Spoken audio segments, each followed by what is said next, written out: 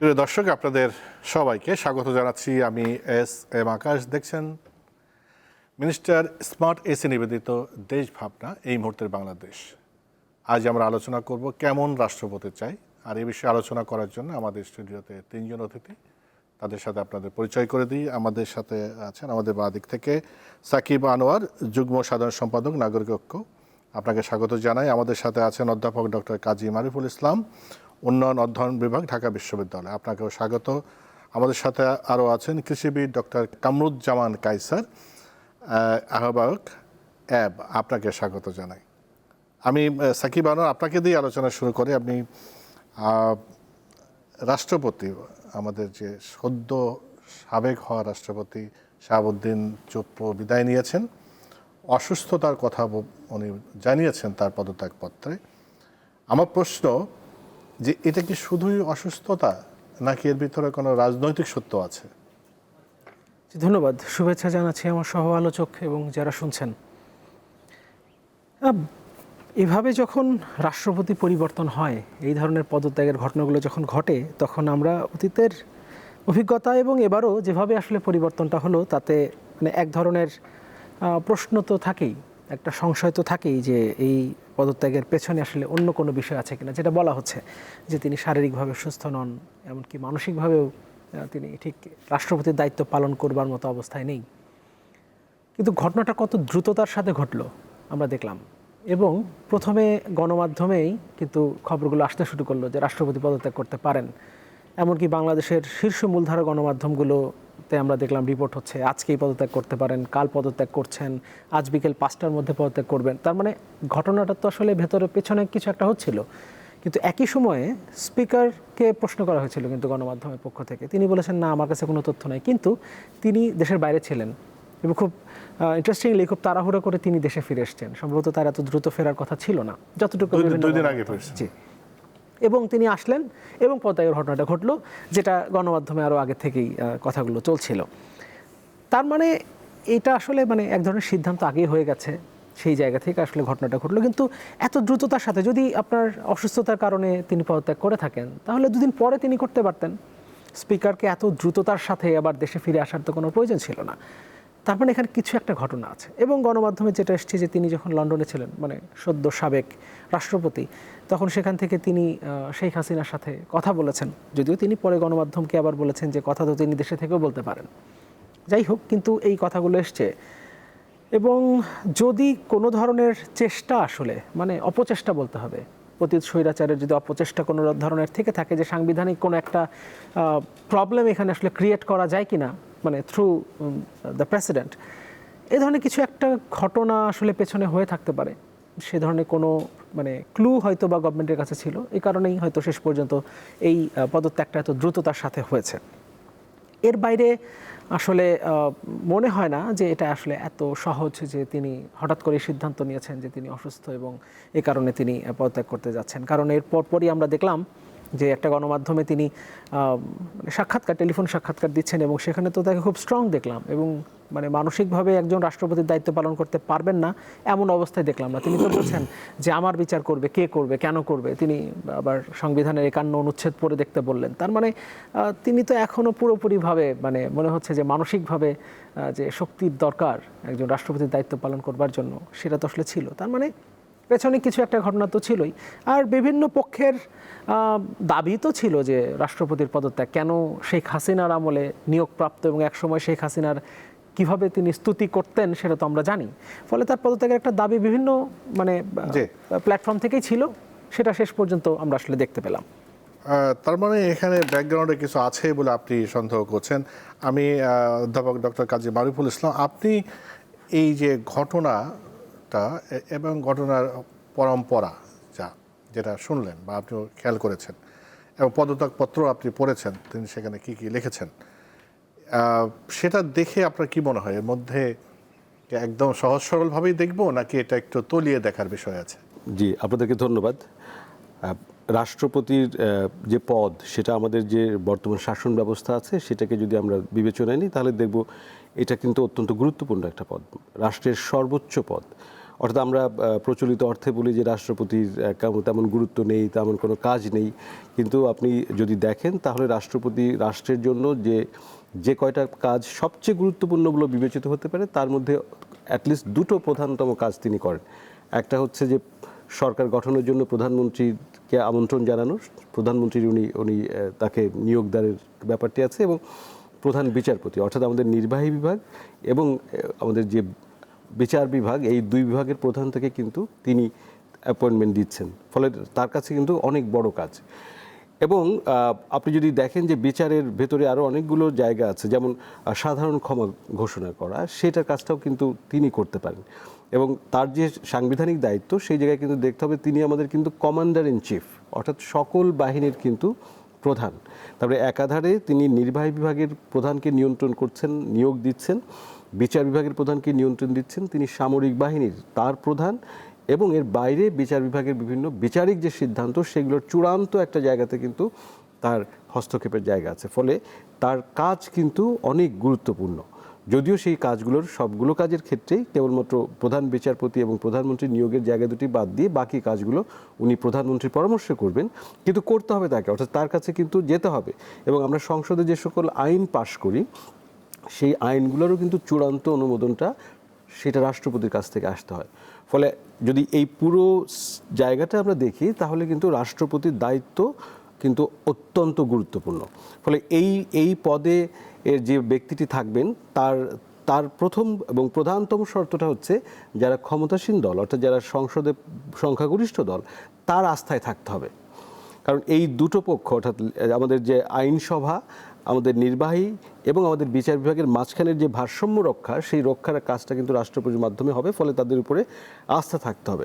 এখন এই রাষ্ট্রপতি যিনি পদত্যাগ করলেন, সেই রাষ্ট্রপতি এই যারা এখনকার শাসক দল বা এখন যারা সরকার গঠন করেছে তাদের আস্থার মানুষ হওয়ার কোনো কারণ নেই, কারণ আমরা জানি যে তিনি এর আগে এসেছেন। ফলে প্রশ্নটা উনি এখন পদত্যাগ করলেন সেটা যেমন জরুরি, উনি এতদিন কী করেছিলেন সেই প্রশ্নটাও তো জরুরি। মানে উনি তো থাকারই কথা না, কারণ তার যে আস্থার জায়গাটা, সেই আস্থার জায়গাটা তো এই সরকার বা এই দলের প্রতি তাদের মধ্যে যে পারস্পরিক বোঝাপড়া সেটা তো থাকার কথা না। ফলে তার এখানে থেকে যাওয়াটাই একটা বিস্ময়কর ব্যাপার। তবে সেই বিস্ময় কাটিয়ে আমরা দেখেছি তিনি কিন্তু মানে তার প্রতি যে অর্পিত দায়িত্ব অর্থাৎ রাষ্ট্রটাকে একটা স্থির অবস্থায় রাখতে রাষ্ট্রপতির একটা ভূমিকা থাকে, সেই ভূমিকাটা কিন্তু উনি পালন করেছেন, অন্তর্বর্তী সরকারের সময় পালন করেছেন এবং পরের যে ট্রানজিশনটা হলো সেই ট্রানজিশনের সময় পালন করেছেন। আসলে আমার কাছে মনে হয় যে এই সিদ্ধান্তটা খুবই রাজনৈতিক, মানে এটার পিছনে ষড়যন্ত্র কিংবা গভীর কোনো অন্য কারণ খোঁজার চেয়ে আমি এটাকে খুব রাজনীতির জায়গা থেকে দেখি যে আসলে এই মুহূর্তে তার যে প্রথম দায়িত্ব ছিল সেই দায়িত্বটা শেষ হয়েছে, ফলে নতুন সরকার এসেছে, নতুন সরকার তাদের কাছে যিনি আস্থাবান এইরকম একজন রাষ্ট্রপতি তারা নির্বাচন করবেন। সো প্রথম দিকে তারা গুছিয়ে নিয়েছে সংসদ এবং সরকারের জায়গাগুলোকে গুছিয়ে নিয়েছে, এখন তারা আস্তে আস্তে তাদের নিয়ন্ত্রণটা আরও প্রসারিত করবে রাষ্ট্রের সব জায়গাতে, ফলে রাষ্ট্রপতিকে আসলে এই রাষ্ট্রপতিকে সরে যেতে হবে। তো এটা উনি বুদ্ধিমান যে এটার কোনো একটা আনপ্লিজেন্ট কিংবা কোনো খারাপভাবে না যে এটা ভালোভাবে চলে যাওয়াটাই সম্মানজনক, তিনি তার সুবিধাগুলো পাবেন সেই অনুযায়ী চলে যাবেন।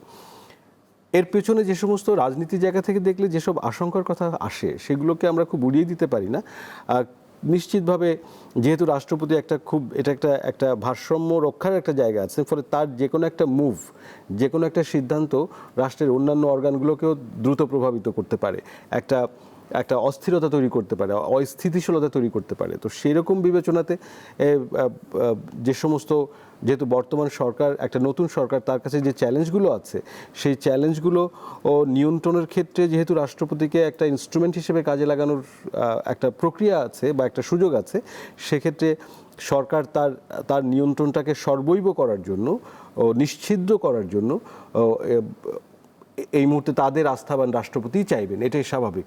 এবং সেক্ষেত্রে আমার মনে হয় যে মানে অন্য কোনো চাপ বা ভয়ের বা অন্য স্খলন বা ইত্যাদির কারণের থেকে আমি বলবো যে আসলে রাজনৈতিকভাবেই সরকার এবং সরকার দলের মধ্যে ওই জায়গাটা তৈরি হয়েছে যে এখন আমাদের নিজেদের লোক দরকার, কারণ সামনে আরও অনেক কাজ আছে।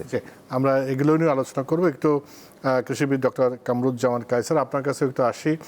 দুজনের বক্তব্য শুনলেন, আপনি কীভাবে ব্যাখ্যা করবেন?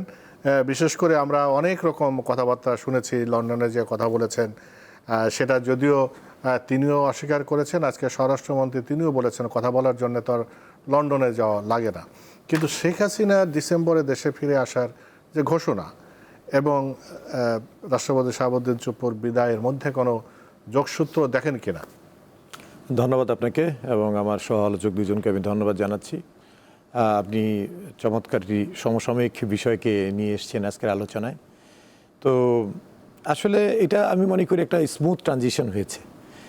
ওনার তো আসলে প্রায় ধরেন 5ই আগস্টের যে ফ্যাসিস্ট রিজাইমের পতনের পর উনি 2 বছর কিন্তু ক্ষমতায় থাকলেন প্রায়।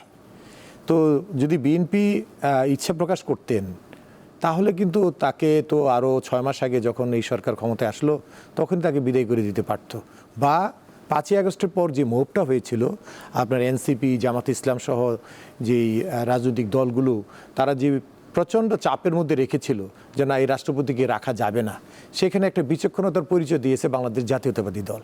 সাংবিধানিক শূন্যতা সৃষ্টি হতে দেয়নি এবং রাষ্ট্রের যেখানে প্রধানমন্ত্রী পদত্যাগ করেছে, আপনি স্পিকার পালিয়ে গেছে, ডেপুটি স্পিকার জেলে, মানে সব কিছু মিলে বাংলাদেশের প্রধান বিচারপতিও ছিল না, এমন একটি জায়গায় একটা সাংবিধানিক পোস্ট, সেটা হলো রাষ্ট্রপতির, বাংলাদেশের যে রাষ্ট্রপ্রধানের যে সর্বোচ্চ যে পদটা, এই পদে যিনি আসীন ছিলেন উনি ভিন্ন মতাদর্শের হলেও তাকে কিন্তু দূরদর্শী চিন্তা ভাবনা করে বিচক্ষণতা এবং প্রজ্ঞার পরিচয় দিয়েছে বিএনপি। তাকে কিন্তু তখন তাকে সাপোর্ট দিয়েছে যে না এখন দেশকে অচল করা যাবে না, এইভাবে দেশের যে সাংবিধানিক শূন্যতা যদি হয়, এটা আবার এই মুভটা, যে মুভের জন্যে আপনার গণতন্ত্রের পুনঃপ্রতিষ্ঠার জন্য যে চমৎকার একটি আন্দোলনের মাধ্যমে একটি ফ্যাসিস্ট রিজাইমকে বিদায় করা হলো, তার পাশাপাশি যদি রাষ্ট্রপতিকে বিদায় করে দেওয়া হতো তাহলে এই দেশের হাল কে ধরতো।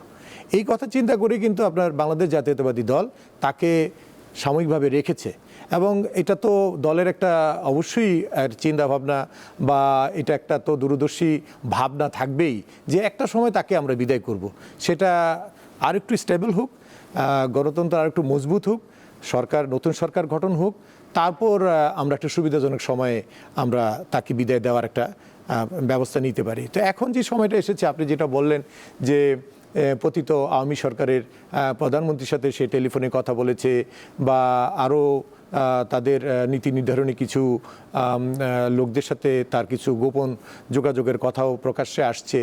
তো এই বিষয়টা একদম উড়িয়ে দেওয়া যায় না, কারণ আমাদের যে গোয়েন্দা সংস্থা তারা তো এই বিষয়টার ক্লুটা বের করেছে। উনি যখন গত মে মাসে উনি লন্ডনে গেলেন, তো সেখানে তো দেখা গেল যে উনি আসলে অসুস্থতার কথাই উনি বলেছেন, কিন্তু উনি দিব্যি সেখানে শপিং করেছেন, উনি অনেকের সাথে দেখা সাক্ষাৎ করেছেন।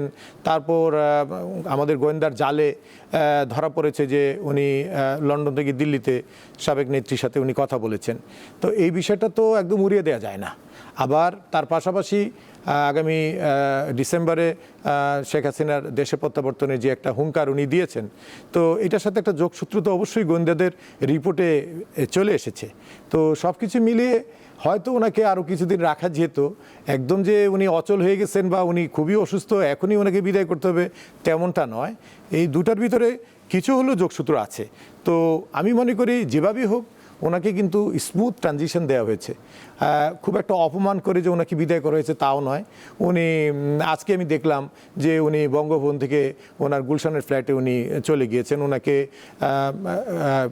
সম্পূর্ণ প্রোটোকল দিয়ে তাকে তার বাসায় ফেরত পাঠানো হয়েছে এবং অবসরকালীন যে সুযোগ সুবিধাগুলো একজন রাষ্ট্রপতি পেয়ে থাকে, বাংলাদেশের রাষ্ট্রপতির, সেই সব কিছু উনি পেয়ে যাবেন, এই ধরনের একটা বিষয় কিন্তু গণমাধ্যমে এসেছে। তো আমি মনে করি যে তার অসুস্থতা আছে, এটা সত্যি কথা। তো তার পাশাপাশি রাজনৈতিক কিছু বিষয় এখানে চলে এসেছে। অসুস্থতা না যে এত তাড়াহুড়ো করে, হ্যাঁ সেটা আমি বললাম যে এমন অসুস্থতা না যে তাকে এখনই বিদায় করতে হবে, কিন্তু এখানে একটা রাজনৈতিক কিছু বিষয় এখানে জড়িত থাকার কারণে হয়তো এই ট্রানজিশনটা একটু আর্লি হয়ে গিয়েছে আর কি। যে এনসিপি থেকে বারবার তো বলা হচ্ছিল রাষ্ট্রপতিকে সরানো হোক, তাকে গ্রেপ্তার করা হোক, তার বিচারের দাবিও তো তুলেছে, এখনও তারা একই দাবিতে আছে। এটার পক্ষে কোনো যুক্তি দেখেন কিনা? একই সাথে ট্রাইব্যুনাল যেটা বললাম যে সাবেক 2 রাষ্ট্রপতি অ্যাডভোকেট হামিদ এবং সদ্য সাবেক শাহাবুদ্দিন চুপ্পু, তার বিরুদ্ধে ট্রাইব্যুনাল অভিযোগটা হলো এরকম যে 5ই আগস্টের আগে যে আন্দোলন হলো সেই আন্দোলনে অনেক হতাহত হয়েছে, এর আগে গুম করা হয়েছে। এই 2 রাষ্ট্রপতি কখনো কোনো প্রতিবাদ করেনি বা তাদের কোনো ইয়ে জানিয়েনি, বরং চুপ ছিল। এই চুপ থাকাতে এই মৌনতা মানে তার একটা মানে মৌন স্বীকৃতি দেয়া, এই হলো তার অভিযোগ। যারা অভিযোগটা করেছে হচ্ছে আজাদি পার্টি ও রাষ্ট্র সংলাপ ফোরাম নামে একটা সংগঠন। কি বলবেন? ধন্যবাদ। ওই যে আমি আগের বার যখন কথা বলছিলাম তখন সদ্য সাবেক রাষ্ট্রপতির একটা বক্তব্য, যেটা গণমাধ্যমে তিনি বলেছেন যে সংবিধানের 51 অনুচ্ছেদ যেন পড়ে দেখা হয়। তো 51 অনুচ্ছেদ যেটা হয়েছে যে আপনার উনি রাষ্ট্রপতি পদে আসীন হওয়ার আগে ওনার যদি কোনো ফৌজদারি অপরাধ যদি থেকে থাকে তাহলে তার বিচার তো হবে স্বাভাবিক, এবং এখন মানে পদত্যাগ করার পর এখনকার সময়ে উনি যা যা অপরাধ করবেন, যদি করেন কখনো কোনো অপরাধ, তাহলে সেটার বিচার হইতে পারে। আবার রাষ্ট্রপতি থাকাকালীন অবস্থায় মানে রাষ্ট্রপতির যে সমস্ত দায়িত্ব সাংবিধানিকভাবে তার উপরে ন্যস্ত, সেই দায়িত্বের ভেতরে থেকে তিনি যদি কোনো কিছু করে থাকেন যেটা আবার এখন অপরাধ বলে বিবেচিত হয়, তাহলে সেটার জন্য আসলে তার কিন্তু ইনডেমনিটি আছে, মানে সাংবিধানিকভাবে একটা ইনডেমনিটি আছে।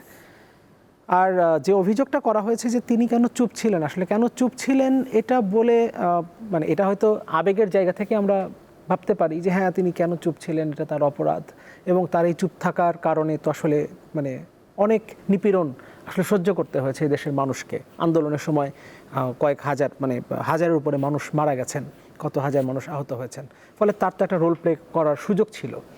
কিন্তু সাংবিধানিকভাবে রাষ্ট্রপতির এমন কোনো দায়িত্ব আসলে বলা নাই যে এই ধরনের কোনো একটা পরিস্থিতি যদি তৈরি হয় তাহলে তাকে রোল প্লে করতে হবে, যদি না করেন তাহলে সেটা অপরাধ বলে বিবেচিত হবে। কিন্তু বলা নাই, কিন্তু নিষেধ তো করা নাই। না, নিষেধ করা নেই, ওইটাই। এখন এটাকে অপরাধ হিসেবে আপনি মানে বিবেচনা করার সুযোগটা আসলে সাংবিধানিকভাবে নাই, এবং তিনি রাষ্ট্রপতির যে সকল দায়িত্ব তার উপরে অর্পিত ছিল সাংবিধানিকভাবে, সেই দায়িত্বগুলোর ভেতরে তিনি কোথাও কোনো কিছু করেছেন কিনা যেটা আসলে মানে তার উপরে অর্পিত সাংবিধানিক মানে তার যে কি বলবো মানে যেগুলো তার আসলে করার কথা তার বাইরে তিনি কিছু করেছেন কিনা, কিন্তু ওই জায়গা থেকে সম্ভবত তার বিচার আসলে করার সুযোগ সম্ভবত না। এই কারণে তিনি আসলে এত জোর গলায় বলতে পেরেছেন যে মানে আমার বিচার কে করবে। ইনফ্যাক্ট তিনি তো এমন কিছু, আপনি এনসিপির কথা বলছিলেন, আমি যদি ভুল না করি তিনি এভাবে বলছিলেন যে ওরা তো তখন এসছিল এবং আমার অনেক প্রশংসা করে গেছে, মানে তিনি এনসিপির নেতাদের কথাই বলছিলেন যে তাদেরকে আমি শপথ পড়িয়েছি, তাদেরকে উপদেষ্টা আমি বানিয়েছি, এবং তারপর তারা আমার কাছে এসছে এবং আমার প্রশংসা করেছে যে অভ্যুত্থানের পর যে পরিস্থিতিটা সেটা খুব ভালোভাবে আমি সামাল দিয়েছি, এবং এখন আবার বিচার চাওয়া হচ্ছে। কোনো কোনো ক্ষেত্রে আসলে ব্যাপারগুলো এরকম হয় যে ধরুন আপনি এক ধরনের মানে পলিটিক্যাল আপার হ্যান্ড চান, ওই ধরনের জায়গা থেকে এনসিপির দিক থেকে এই ধরনের মানে চাওয়া, এই ধরনের কোনো একটা বক্তব্য আসাটা খুব অস্বাভাবিক কিছু না। কিন্তু আমরা যদি সংবিধানের ভেতরে থেকে চিন্তা করি, প্র্যাকটিক্যালি যদি আমরা চিন্তা করি, তাহলে আসলে মানে আপনি সেটা জনাব শাহাবুদ্দিনের কথা বলেন কিংবা আপনি হামিদ সাহেবের কথা বলেন, তাদের খুব বেশি মানে তাদেরকে বিচারের আওতায় আনার অন্তত তারা যখন মানে দায়িত্বে ছিলেন, পদে ছিলেন, সেই সময়ের জন্য আনতে পারবেন না। তার আগের এবং পরবর্তী সময়ের জন্য অবশ্যই তারা তো এখন সাধারণ মানুষের জায়গায় এসছেন। অধ্যাপক ডক্টর কাজী মারুফুল ইসলাম, একই প্রশ্ন, এনসিপি দাবি এবং এই যে ট্রাইব্যুনালে অভিযোগ দেয়া, এটা কি আসলেই মিন করে দাবি নাকি পলিটিক্যাল কোনো স্ট্যান্ডবাজি আছে বা এর মধ্যে সারবত্তা আছে? দেখেন, আমি শাসন ব্যবস্থার জায়গা থেকে যদি আবারও দেখি যে প্রথমত রাষ্ট্রপতি শাহাবুদ্দিন উনি যেভাবে নির্বাচিত হয়েছিলেন সেটা একটা বিস্ময়কর ব্যাপার ছিল, এবং তার এই পদে আসার আগে তার বিরুদ্ধে তার নিষ্ঠা এবং সততা নিয়ে কিন্তু অনেকগুলো প্রশ্ন ছিল, অভিযোগ ছিল। অর্থাৎ উনি কীভাবে এই জায়গায় আসলেন এরকম অভিযোগ সহ, সেটাই আমাদের কাছে বিস্ময়কর ছিল।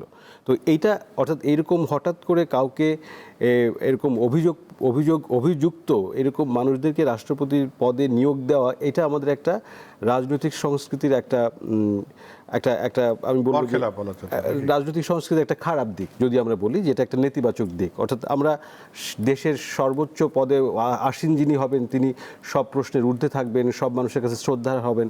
আমরা আশেপাশের দেশগুলোতে যেরকম দেখি, ধরুন ভারতে একজন বিখ্যাত বিজ্ঞানীকে রাষ্ট্রপতি করা হয়েছিল, কোথাও একজন সাবেক প্রধান বিচারপতিকে রাষ্ট্রপতি করা হয়। তো এইরকম একটা সম্মানের জায়গা, সবার মর্যাদার কাছে জায়গা, তো সেই জায়গাটা কিন্তু এখানে ছিল না বাংলাদেশে, সেটা কিন্তু আওয়ামী লীগ সরকার সেটা কিন্তু রাখেনি। ফলে শুরু থেকেই তার প্রতি এক ধরনের অনাস্থা, এক রকমের অশ্রদ্ধা এরকম জায়গা কিন্তু ছিল।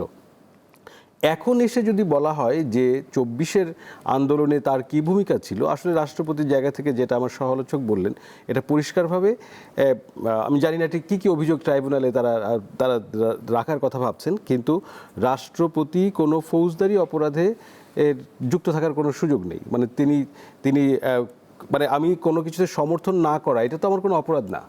আমি কোনো অপরাধে যদি সমর্থন করি সেটা আমার অপরাধ হতে পারে, কিন্তু আমি সমর্থন করলাম না কেন বিপ্লবীদেরকে, কেন আন্দোলনকারীদেরকে, সেটা তো আর কারোর অপরাধ হতে পারে না। আপনি রাজনৈতিকভাবে তাকে অপছন্দ করতে পারেন, আপনি তাকে ঘৃণাও করতে পারেন, কিন্তু তাকে বিচারের আওতায় নিয়ে আসার মতন এটা তো কোনো অপরাধ হিসেবে বিবেচিত হবে না। আর রাষ্ট্রপতির তার যে ফাংশন, অর্থাৎ সাংবিধানিক দায়িত্ব পালনে যদি উনি কোনো লঙ্ঘন করেন, সংবিধানের ব্যত্যয় করেন, সেক্ষেত্রে তাকে ওই অপরাধী বিচারের মুখোমুখি করানো সম্ভব। কিন্তু আমরা তো আমি জানি না সেরকম কোনো অপরাধ ফ্রেম করা সম্ভব কিনা কিংবা করবেন কিনা, কিন্তু দৃশ্যমানভাবে তো আমরা সেরকম কোনো অপরাধের কথা জানি না। ফলে তাকে ঠিক বিচারের আওতায় নিয়ে আসার দাবিটা আমার কাছে মনে হয় যে এটা অনেকটাই রাজনৈতিক রেটরিক। এটার সারবত্তা, অর্থাৎ এটা সাবস্টেন্টিভ একটা অপরাধ হিসেবে তদন্ত করে এটাকে গুছিয়ে নেওয়াটা কতটুকু সম্ভব হবে আমি নিশ্চিত না। তবে এটা দিয়ে একটা ছোট্ট জিনিস আমি বলে শেষ করতে চাই যে আসলে রাজনৈতিক সংস্কৃতিতে মানে জুলাই আন্দোলনের একটা অন্যতম জায়গা ছিল কিন্তু আমরা দেশের রাজনৈতিক সংস্কৃতিতে পরিবর্তন আনবো। তো এই পরিবর্তনের জায়গায় তো কোথাও না কোথাও শুরু করতে হবে। তো সব জায়গায় যদি আমরা এরকম আমরা সমস্ত প্রতিষ্ঠানকে, সব মানুষকে, ধরেন এখানে শাহাবুদ্দিন বা মিস্টার এক্স বা ওয়াই না, এটা একটা রাষ্ট্রপতির পদ, সেই পদটাকেও যদি আমরা একটা সবসময় এরকম বিতর্কের মধ্যে রাখি বা রাখতে চাই, সেটাও খুব ভালো নজির না। ফলে মানে এখানে এমন কিছুই বলা উচিত যেটার একটা সারবত্তা আছে। রাইট, জি। কৃষিবিদ ডক্টর কামরুজ্জামান কায়সার, যেটা এই যে বিচারের প্রসঙ্গে এসেছে, গ্রেপ্তারের প্রসঙ্গে এসেছে, এটা বিএনপির স্বরাষ্ট্রমন্ত্রীকে প্রশ্ন করা হয়েছিল আজকে। তিনি অবশ্য বলেছেন যে এটা আসলে ধর্তব্যের মধ্যে পড়ে না, মানে এটাকে তিনি আমলে নেননি বা বিএনপি আমলে নিচ্ছে না। এই প্রেক্ষাপটে যে এই যে আলোচনাগুলো আসলো, সেটাকে আপনি কীভাবে ব্যাখ্যা করবেন? ধন্যবাদ আপনাকে। আপনি জানেন যে বাংলাদেশের সব শ্রেণীর মানুষই আপনার একটা আইনের আওতায় থাকে, কেউ আইনের ঊর্ধ্বে নয়। তো উনি রাষ্ট্রপতি পদে ছিলেন বলে ওনার অতীত সব কর্মই ঢেকে যাবে বা ওনাকে কোনো আইনে প্রশ্নবিদ্ধ করা যাবে না, এমনটা কিন্তু নয়। তো ওনার ব্যাপারে তো অনেক ধরনের অভিযোগ তো উনি রাষ্ট্রপতি হওয়ার পর থেকেই শুনে আসছি। উনি দুদকের কমিশনার ছিলেন, সেখানেও কিন্তু ওনার কিছু অপকর্মের কথা কিন্তু গণমাধ্যমে এসেছে।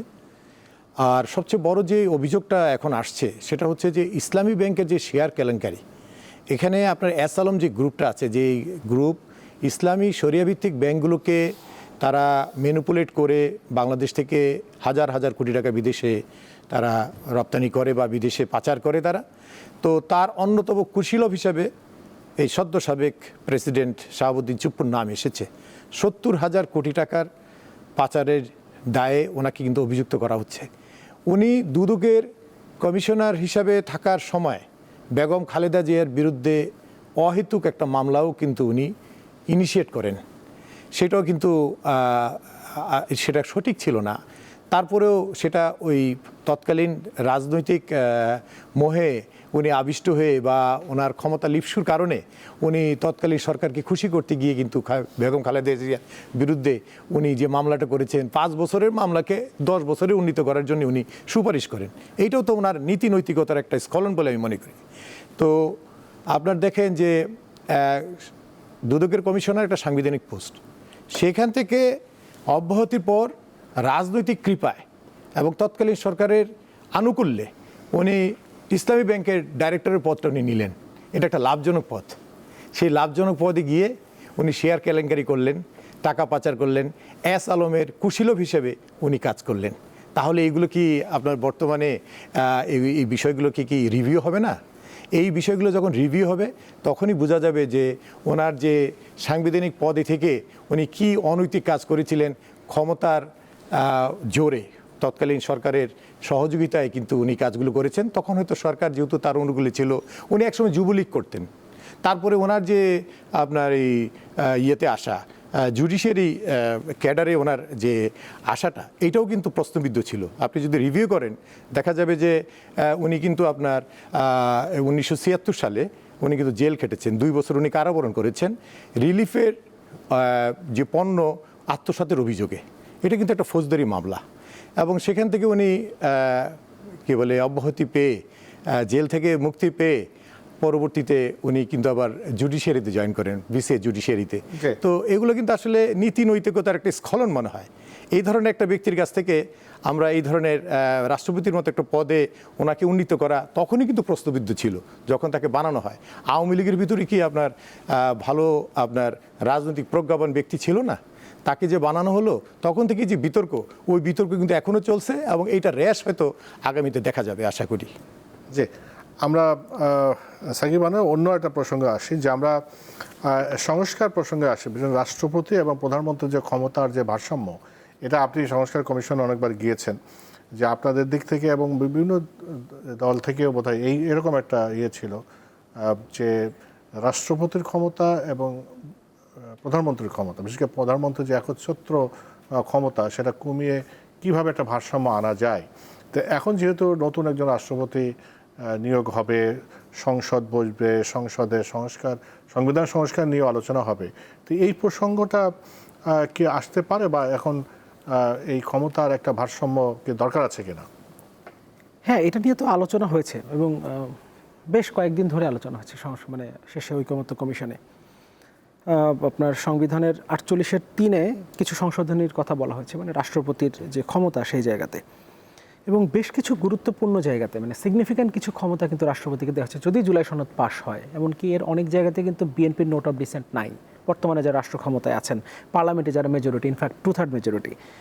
ফলে যদি জুলাই সনদ মানে বিএনপি যেভাবে বলছে, ক্ষমতাসীনরা যেভাবে বলছে সেভাবেও যদি পাশ হয়, তারপরেও রাষ্ট্রপতি জুলাই সনদ যেটা সিগনেচার করেছে, হ্যাঁ, মানে তাদের নোট অফ ডিসেন্ট মানে যদি বাদ দেই তারপরেও যেসব জায়গাতে তারা একমত হয়েছে সেগুলো যদি বাস্তবায়ন হয়, তারপরেও আসলে রাষ্ট্রপতি এখন যে অবস্থা, এক ধরনের ডেকোরেটিভ পোস্টের মতো আমরা আসলে মানে মনে করি, সেই জায়গাতে আসলে থাকবে না। রাষ্ট্রপতিরও কিছু ক্ষমতা আসবে এবং সেই জায়গাগুলোতে তার অনেক কাজ করার সুযোগ থাকবে। এখন তিনি করবেন কিনা, যাকে করা হবে তার সেই গাটস হবে কিনা, সেটা হচ্ছে আলাদা বিষয়। যেমন জনাব শাহাবুদ্দিনের নিয়োগের সময় নিশ্চয়ই আপনার খেয়াল থাকবার কথা, মানে যেদিন নিয়োগটা দেওয়া হচ্ছে ওই দিন গণমাধ্যম প্রশ্ন করেছিল ওবায়দুল কাদেরকে, তৎকালীন আওয়ামী লীগের সাধারণ সম্পাদককে, যে কে হচ্ছেন, এক ধরনের ধারণা দেন। তো উনি হেসে হেসে বলেছিলেন এটা শুধু একমাত্র একজন জানে, আমিও জানি না, আর কেউ জানে না। তো এই যে একজনের হাতে নিয়োগ হয়, এই ব্যাপারটা যখন হয় না যে অমুক আমার নিয়োগকর্তা, তখন কিন্তু আসলে আলটিমেটলি আমি সেই জায়গাতে দুর্বল হয়ে যাই, আমি আসলে সিদ্ধান্ত নেওয়ার জায়গাতে আসলে আর থাকি না। ওই জায়গা থেকে যেটা করা হয়েছে যে আপার হাউস এবং মানে যদি এখন ফর্ম হয় নাই, এর মধ্যে যদি হয়ে যায় যে সময়টা আছে রাষ্ট্রপতি নির্বাচনের আগে, তাহলে মানে দুটো হাউসের মানে সদস্যদের সংখ্যাগরিষ্ঠ মতামতের ভিত্তিতেই আসলে তার নিয়োগ হওয়ার কথা। যাই হোক, সেই নিয়োগের জায়গাটা না হয় নাই গেলাম, কিন্তু তাকে যে ক্ষমতাগুলো দেওয়া হয়েছে এর মধ্যে মানবাধিকার কমিশনের চেয়ারম্যান এবং তার সদস্যদের নিয়োগ, তথ্য কমিশনের প্রধান কমিশনার, প্রেস কাউন্সিলের চেয়ারম্যান, আইন কমিশনের চেয়ারম্যান, বাংলাদেশ ব্যাংকের গভর্নর এবং বাংলাদেশ এনার্জি রেগুলেটরি কমিশনের চেয়ারম্যান, এই নিয়োগগুলো তিনি প্রধানমন্ত্রীর পরামর্শ ছাড়াই তিনি করতে পারবেন, তিনি এই সিদ্ধান্তগুলি দেবেন। এবং খুবই কিন্তু গুরুত্বপূর্ণ কয়েকটা জায়গা আছে, মানবাধিকার কমিশন, তথ্য কমিশন, প্রেস কাউন্সিল, আইন কমিশন, বাংলাদেশ ব্যাংকের গভর্নর, ইনফ্যাক্ট তারপর বাংলাদেশ এনার্জি রেগুলেটরি কমিশন। এর বাইরে সাংবিধানিক এবং সংবিধিবদ্ধ প্রতিষ্ঠানগুলোর যে নিয়োগ, সেই নিয়োগের ক্ষেত্রে যে কমিটি, বিভিন্ন কমিটির কথা প্রস্তাবনায় আছে, সেই কমিটির যে সুপারিশগুলো যেভাবে করা হয়েছে জুলাই সনদে, সেখানেও কিন্তু মানে রাষ্ট্রপতির একটা রোল আছে। এবং তিনি যদি মানে কি বলবো, যে রাজনীতির বাইরে থেকে যদি তার রোলটা প্লে করতে চান, প্লে করবেন কিনা আবারও বলি সেটা ডিফারেন্ট আলোচনা, কিন্তু যদি করতে চান তাহলে তার রোল প্লে করার সুযোগ আছে এবং সেটা মানে সেটার প্রভাব রাষ্ট্রে অনেক বড়। এবং যে ব্যালেন্স অফ পাওয়ারের কথা আসলে আমরা বলেছি যে প্রাইম মিনিস্টার এবং প্রেসিডেন্টের মধ্যে একটা ব্যালেন্স অফ পাওয়ার দরকার, সেটা মোটামুটি না বেশ সিগনিফিক্যান্টলি আসলে সেটা অর্জন করা যাবে যদি জুলাই সনদ অনুযায়ী আসলে মানে ভবিষ্যতে বাংলাদেশে মানে পার্লামেন্ট বলেন, এক্সিকিউটিভ জুডিশিয়ারি সবই যদি সেভাবে পারফর্ম করে এবং একই সাথে যদি রাষ্ট্রপতি আসলে সেভাবে পারফর্ম করে। এখন নিয়োগপ্রাপ্ত কে হবেন, তিনি কতটুকু আসলে গার্ড সম্পন্ন হবেন, তিনি কতটুকু নিজের রাজনৈতিক যে চরিত্র বা নিজের রাজনৈতিক যে অবস্থান তার বাইরে আসলে যেতে পারবেন, সেটা আসলে সবচেয়ে বড় প্রশ্ন। এটা তো পরের কথা। যে অধ্যাপক ডক্টর কাজী মারুফুল ইসলাম, এই যে প্রধানমন্ত্রী এবং রাষ্ট্রপতির ক্ষমতার ভারসাম্য যেটা জুলাই সনদে বলা হলো বা আকাঙ্ক্ষা একটা ছিল, সেটা কতটা জরুরি বা এবং আগামী দিনে কি প্রত্যাশা করেন যে এইটা আসলে কি ভূমিকা রাখতে পারে যদি সত্যি সত্যি করা হয়?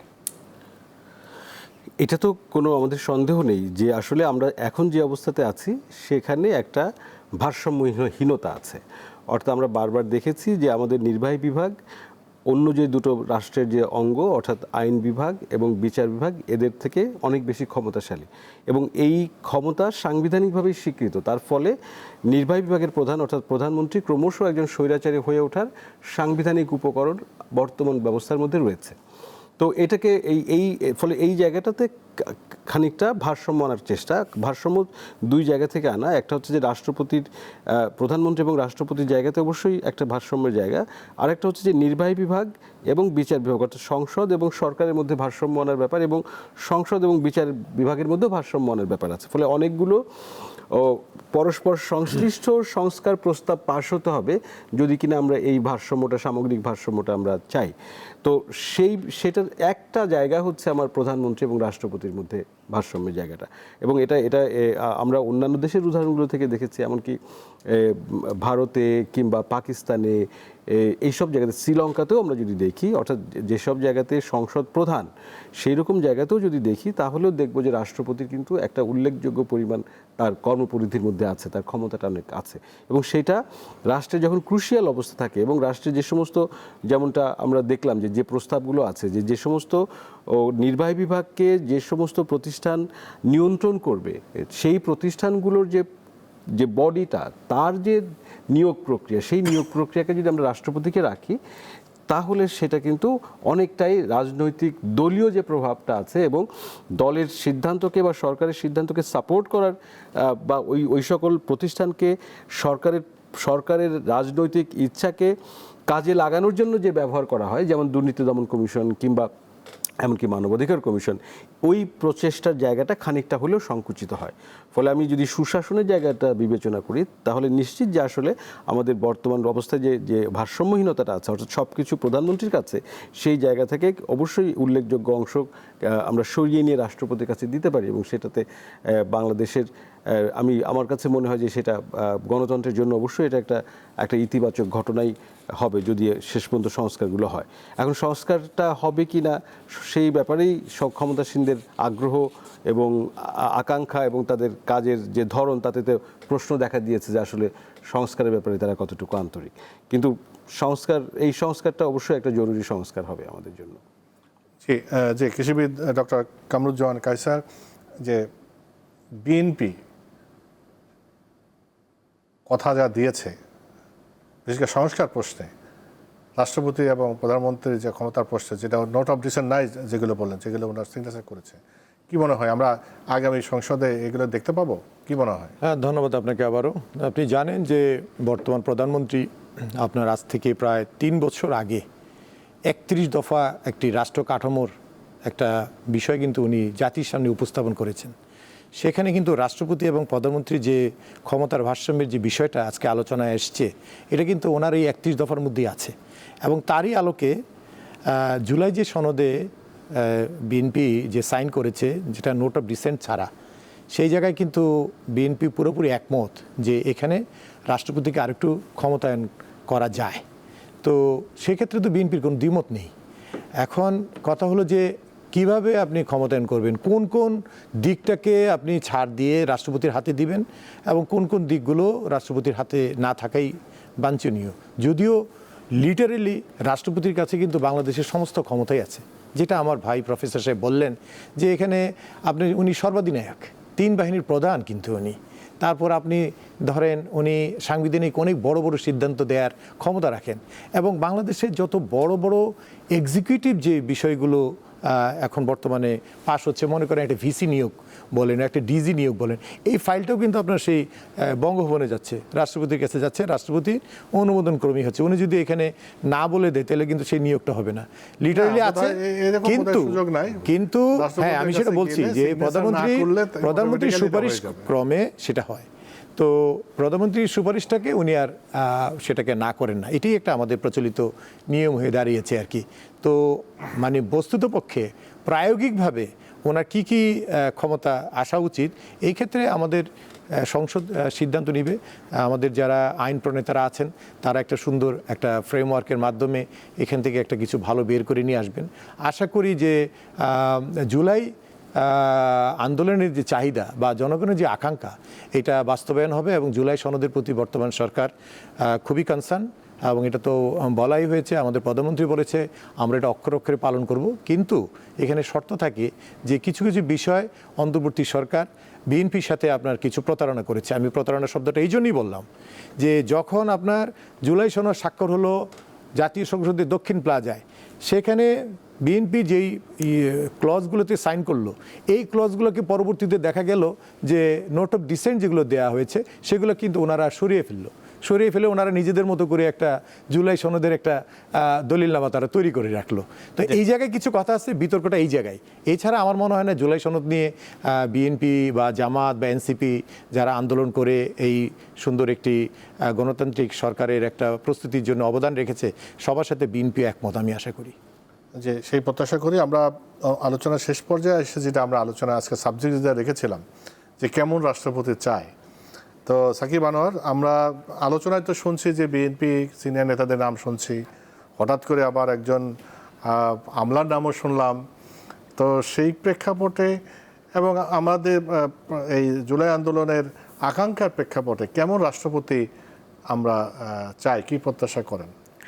ধন্যবাদ। কেমন রাষ্ট্রপতি চাই আলোচনার মধ্যে কিন্তু মানে ইতোমধ্যে উঠে এসছে আসলে। আর জুলাই সনদ বাস্তবায়নের কথা আসলে বিএনপির পক্ষ থেকেও তো, এমনকি প্রাইম মিনিস্টার নিজেও তো বলেছেন যে মানে এটা বাস্তবায়ন করা হবে, পুরোটাই তারা বাস্তবায়ন করবেন, মানে যেভাবে আসলে মানে স্বাক্ষর করা হয়েছে যেভাবে আছে সেভাবে করা হবে। যাই হোক, তো সেটা যদি করা হয় তাহলে রাষ্ট্রপতির হাতে আসলে অনেকগুলো ক্ষমতা এবং তার দায়িত্বও অনেক মানে কি বলবো, যে যেহেতু তিনি ক্ষমতা প্রাপ্ত হচ্ছেন ফলে তার দায়িত্ব আসলে বেড়ে যাবে। মানে with great power comes great responsibility, একটা মুভির ডায়লগ কিন্তু খুব ইম্পর্ট্যান্ট। তো সেটা যদি আসলে কেউ প্লে করতে পারে, সেরকম কাউকেই তো আসলে আমরা চাইবো যে সেটা যাতে তিনি প্লে করতে পারেন। আমি একটা বিষয় একটু অ্যাড্রেস করতে চাই। 31 দফার কথা ভাই বলছিলেন যে বিএনপির 31 দফায় 9 নম্বর দফায় আপনার বিচার ব্যবস্থার মানে স্বাধীন বিচার বিভাগের কথা বলা আছে মাজহার হোসেন মামলার আলোকে। কিন্তু আমরা কিন্তু যে 133টা অধ্যাদেশ অন্তর্বর্তীকালীন সরকারের সময় যেগুলো জারি হয়েছিল, তার মধ্যে আপনার সুপ্রিম কোর্ট বিচারক নিয়োগ অধ্যাদেশ এবং সুপ্রিম কোর্ট সচিবালয় অধ্যাদেশ, দুটোকে কিন্তু আউটরাইট বাতিল করে দিতে দেখেছি। এই জায়গাতে না কিছু কিছু মানে আসলে মানে এক ধরনের সংশয় তৈরি হয় যে আদৌ কি আসলে আমরা সেই জায়গাতে যেতে পারবো কিনা। আরেকটা ব্যাপার হলো যে অন্তর্বর্তীকালীন সরকার যদি আপনার জুলাই সনদ বাস্তবায়ন আদেশ এবং যার ভিত্তিতে পরবর্তীতে গণভোট অধ্যাদেশ হয়েছে, সেখানে যদি কোনো ধরনের প্রতারণার আশ্রয় নিয়ে থাকে, অর্থাৎ যেহেতু জুলাই সনদ একভাবে নোট অফ ডিসেন্ট সহ স্বাক্ষরিত হলো, পরবর্তীতে সেগুলোকে বাদ দিয়ে জুলাই সনদ বাস্তবায়ন আদেশ দেওয়া হলো, তার প্রেক্ষিতে গণভোট অধ্যাদেশ হলো, যদি সেটা হয়ে থাকে তাহলে এটা হয়েছে আপনার সম্ভবত, আমি যদি ভুল না করি, নভেম্বরের 12 তারিখে বা 12 তারিখ এই টাইমে। ইলেকশন হলো হচ্ছে আপনার ফেব্রুয়ারির 12 তারিখে, তার মানে আপনার প্রায় কত, নভেম্বর ডিসেম্বর জানুয়ারি ফেব্রুয়ারি 3 মাস। তো এই 3 মাসের মধ্যে এত বড় একটা রাজনৈতিক দল বিএনপি, যারা মানে 2/3 মেজরিটি পেয়ে রাষ্ট্র ক্ষমতায় এখন আছেন, তারা কেউ খেয়াল করেন নাই, না খেয়াল করে ভুল করে তারা আপনার এই গণভোটে হ্যাঁ ভোটের পক্ষে তারা প্রচারণা করলেন মানে একদম শেষ দিন পর্যন্ত, ইনক্লুডিং আমাদের মানে এখনকার প্রাইম মিনিস্টার তিনি নিজে। এটা তো মনে হওয়ার কোনো কারণ নাই। তাহলে আসলে প্রতারণার ব্যাপারটা যদি হয়ে থাকে, যদি মানে আমি বলছি না যে অন্তর্বর্তীকালীন সরকার বিএনপির সাথে বা সামগ্রিকভাবে রাষ্ট্রের সাথে কোনো, কারণ এটা তো রাষ্ট্রই আসলে ভোট দিয়েছে, এটা তো আসলে বিএনপি ক্ষমতায় আসবে, এটা তো প্রিডিটারমাইন্ড কোনো ব্যাপার না।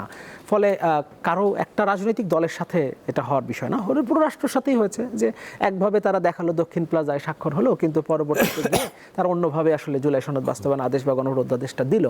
কিন্তু সেটা তো তারা এমন সময় দিয়েছে, তারপরে আসলে আলাপ করার অনেক সুযোগ ছিল, আলোচনা হ্যাঁ, করা কিন্তু সুযোগ এখন ছিল। ওটা কিন্তু এখন তার মানে বাস্তবতা। হচ্ছে যে যদি ধরেন কোনো ধরনের এই প্রতারণার ব্যাপার হয়ে থাকে, তাহলে শেষ দিন পর্যন্ত ওই গণভোটের পক্ষে হ্যাঁ প্রচারণা করার পর, ওই গণভোটে মানে বিজয়ী হওয়ার পর পক্ষে মানে জনগণের রায় আসার পর সেটাকে আসলে পরবর্তীতে আবার আউটরাইট বাতিল করে দেওয়ার মতো একটা জায়গায় যাওয়া, এটাও আসলে টু সাম এক্সটেন্ট প্রতারণার শামিল। ফলে ওই জায়গাতে আমাদের আসলে মানে সংশয়ের জায়গাগুলো তৈরি হয় যে আদৌ যিনি রাষ্ট্রপতি হন না কেন, তিনি এই জুলাই সনদ বাস্তবায়ন হওয়ার পর যদি হয়, তারপরে আসলে যে ক্ষমতাগুলো প্রাপ্ত হবেন সেগুলোর পরেও আমরা এর আগে বিভিন্ন রাষ্ট্রপতির সাথে যে ঘটনাগুলো ঘটেছে, ইনফ্যাক্ট এখন যারা রাষ্ট্র ক্ষমতায় আছেন তারাও এর আগে পূর্ববর্তী সময় রাষ্ট্র ক্ষমতায় থাকা অবস্থায় রাষ্ট্রপতিদের সাথে যে ধরনের ঘটনা ঘটেছে সে ধরনের ঘটনা আবার পুনরাবৃত্তি হবে না, সেটা আসলে আমাদের মনে করতে একটু কঠিন, একটু কষ্ট হয়।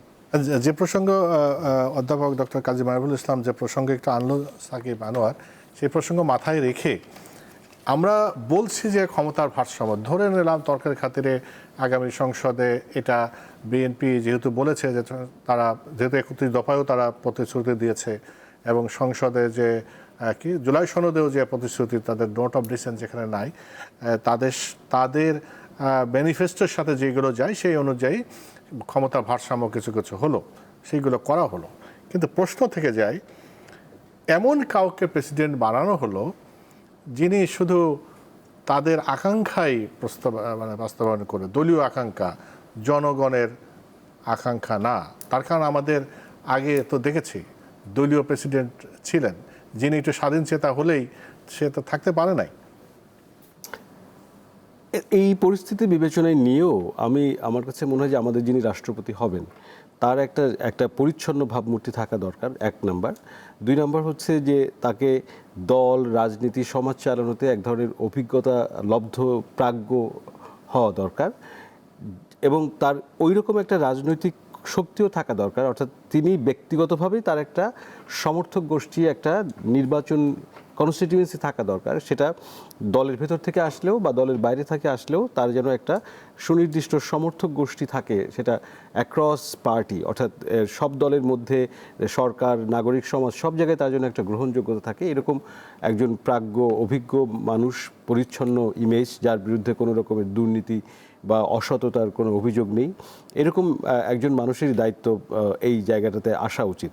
কিন্তু আমাদেরকে খেয়াল করা দরকার যে এই রাষ্ট্রপতির কিন্তু একটা অন্যতম গুরুত্বপূর্ণ কাজ হবে হচ্ছে এই সরকারের যে মেয়াদ, তারপরে যখন পরিবর্তন হওয়ার কথা হবে, তখন তত্ত্বাবধায়ক সরকারের সময়, তখন কিন্তু রাষ্ট্রপতি অত্যন্ত গুরুত্বপূর্ণ ভূমিকা পালন করবেন। ফলে সেটাকে সামনে রেখে, অর্থাৎ দেশের স্বার্থটাকে যদি আমরা সামনে রাখি এবং এরকম একটা ট্রানজিশনকে ম্যানেজ করার দায়িত্ব যদি আমরা রাখি, তাহলে আসলেই এখানে একটা ব্যক্তিত্ব সম্পন্ন এবং নিজের স্বাতন্ত্র্য বজায় রাখতে সক্ষম এরকম মানুষকে আমরা প্রত্যাশা করি, যিনি এই রাষ্ট্রের এরকম ক্রুশিয়াল মোমেন্টে দেশের জন্য যে স্বার্থ, কোনো দলের জন্য না, দেশের জন্য যেটা উপকারী, সেরকম সিদ্ধান্ত নিতে সক্ষম হবেন। তো আপনি যে আশঙ্কার কথা বললেন, সেই আশঙ্কা আমাদেরও আছে যে আসলে ওইরকম মানুষকে কি সরকার বা এই দল কি নির্বাচন করবে কিনা, মনোনয়ন দেবে কিনা। তো যেহেতু আমি সোনার পাথরবাটি হলেও এরকম আশা করতে চাই যে যেহেতু এই প্রধানমন্ত্রী নতুন কিছু কথা বলছেন, নতুন কোনো কিছু দেখানোর চেষ্টা করছেন, তাহলে আমার তাদের কাছে এই প্রত্যাশাও থাকবে যে তারা এই রাষ্ট্রপতি নিয়োগের ক্ষেত্রেও বা মনোনয়নের ক্ষেত্রেও আসলে এই নতুন কিছু দেবেন, অর্থাৎ এরকম ব্যক্তিত্ব সম্পন্ন মানুষ, দেশপ্রেমিক মানুষ, সৎ, নিষ্ঠাবান এবং অভিজ্ঞতা সম্পন্ন প্রাজ্ঞ মানুষ, যারা আসলে দেশের মানুষের স্বার্থে কাজ করতে পারে, এরকম রাষ্ট্রপতি দেবেন বলে আশা করি। অনেক ধন্যবাদ কৃষিবিদ ডক্টর কামরুজ্জামান কায়সার। আপনি বিএনপি সমর্থক একজন পেশাজীবী হিসেবে আপনি কি মনে করেন, বিএনপির কাছে কি আমরা সেই সোনার পাথরবাটি হবে, নাকি আসলে আমরা এটা নতুন ভাবে এই জুলাইয়ের আকাঙ্ক্ষার প্রতিফলন দেখব রাষ্ট্রপতি নির্বাচনে? হ্যাঁ, ধন্যবাদ আবার আপনাকে। অবশ্যই রাজনৈতিকভাবে আমরা আশা করব অত্যন্ত প্রাজ্ঞ, দূরদর্শী, ত্যাগী এবং রাজনৈতিকভাবে অভিজ্ঞ একজন ব্যক্তিকে বিএনপি যথাযথভাবে নির্বাচন করবে, যার মাধ্যমে দেশে ক্রান্তিকালে এই সিচুয়েশনটাকে হ্যান্ডেল করার সে ক্ষমতা থাকে এবং উনি খুবই নিবেদিত প্রাণ এবং যেটা উনি সিদ্ধান্ত নেবেন, সঠিক সিদ্ধান্ত নেবেন এমন ব্যক্তি। বিএনপি কিন্তু আপনি জানেন 2006 সালে যখন ক্ষমতা থেকে চলে যায় সর্বশেষ, তখন কিন্তু দেশের রাষ্ট্রপতি ছিল বিএনপি কর্তৃক নির্বাচিত প্রফেসর ইয়াজউদ্দিন সাহেব। তো ইয়াজউদ্দিন সাহেব ওনাকে একজন বুদ্ধিজীবী, জাতীয়তাবাদী বুদ্ধিজীবী হিসেবে কিন্তু চিন্তা ভাবনা করে ওনাকে ওখানে নিয়োগ দেওয়া হয়। কিন্তু যদি রুট লেভেলের রাজনীতির কথা বলা হয় তাহলে কিন্তু ওনার সেটা ছিল না। তো সেটা কিন্তু আমরা দেখতে পাই যে 1/11-এর যে ঘটনাটা ঘটলো সেখানে কিন্তু ওনার তেমন কিছু করার ছিল না। উনি আসলে ওই জায়গায় কিন্তু এই যে ক্রাইসিস মোমেন্টটা উনি হ্যান্ডেল করতে কিন্তু সক্ষম হয়নি। তো এই জায়গায় কিন্তু সবাই তখন তাকে ইয়াসউদ্দিন হিসাবেই একটা যারা নিন্দুকেরা তাকে অভিহিত করেছিল। তা আমরা চাই না এই ধরনের ইয়াসউদ্দিন টাইপের কাউকে বিএনপি আগামীতে নির্বাচিত করবে। আমাদের বিশ্বাস আছে আমাদের বর্তমান প্রধানমন্ত্রী অত্যন্ত দূরদর্শী। গত 5 মাসে উনি ওনার সরকার পরিচালনায় উনি মানবিক, রাজনৈতিক এবং অর্থনৈতিকভাবে যে সফল কিছু কার্যক্রম উনি নিয়েছেন যা ইতিমধ্যে সবার কাছে প্রশংসিত হয়েছে, এবং আগামী দিনেও রাষ্ট্রপতি নির্বাচনের ক্ষেত্রে উনি সবার আস্থায় এমন একজনকে দিবেন যেটা সবাই হয়তো সেটাকে পছন্দ করে নিবে। আমাদের হয়তো একটু সময় লাগবে, একটু হয়তো ওয়েট করতে হবে আগামী সেপ্টেম্বর পর্যন্ত, কারণ সেপ্টেম্বরে যে আমাদের অধিবেশনটা বসবে তখনই সেখানে সর্বসম্মতভাবে রাষ্ট্রপতি নির্বাচিত হওয়ার বিষয়টাকে নিয়ে আসা হবে। তবে আশা করব যে এখানে রাজনৈতিক ব্যক্তিকে আনা হবে, এটুকু আমার বিশ্বাস আর কি। রাজনৈতিক ব্যক্তিদের মাধ্যমেই আসলে দেশের রাষ্ট্র ক্ষমতা পরিচালনায় একটা দূরদর্শী একটা চিন্তার প্রতিফলন ঘটে, এটি আমরা দেখে আসি। অরাজনৈতিক ব্যক্তিকে দিলে পরে কি হয়, এই তিক্ত অভিজ্ঞতা কিন্তু বিএনপির আছে, এবং সেই পথে না গিয়ে আগামীতে আশা করি বিএনপি এই সঠিক সিদ্ধান্তটি নেবেন, এবং আমাদের আস্থা আছে দেশনায়ক তারেক রহমানের উপর, এবং উনি সঠিক সিদ্ধান্ত দিয়ে দেশকে একটি সুন্দর লিডারশিপ তৈরি করবেন। বিএনপি দুই রকম অভিজ্ঞতায় আছে, রাজনৈতিক ব্যক্তিত্বকে দিয়ে মানে একজন কি বলে স্ট্রং পার্সোনালিটিকে দিয়েও দেখেছে, আবার ইয়াসউদ্দিনকেও দিয়েও দেখেছে। আমরা এবার দেখবো বিএনপি কি করে, সেই প্রত্যাশা রাখি। শুভ প্রত্যাশা। সাকিব আনোয়ার, আপনাকে অনেক ধন্যবাদ। ডক্টর কাজী মারিফুল ইসলাম, আপনাকে অনেক ধন্যবাদ। কৃষিবিদ কামরুজ্জামান কায়সার, আপনাকে অনেক ধন্যবাদ। প্রিয় দর্শক, আপনাদেরও অনেক ধন্যবাদ। দেখলেন মিনিস্টার স্মার্ট এসে নিবেদিত দেশ ভাবনা এই মুহূর্তের বাংলাদেশ কেমন রাষ্ট্রপতি চাই এ বিষয়ে আমরা আলোচনা করলাম। আজ এ পর্যন্তই, সবাই ভালো থাকবেন।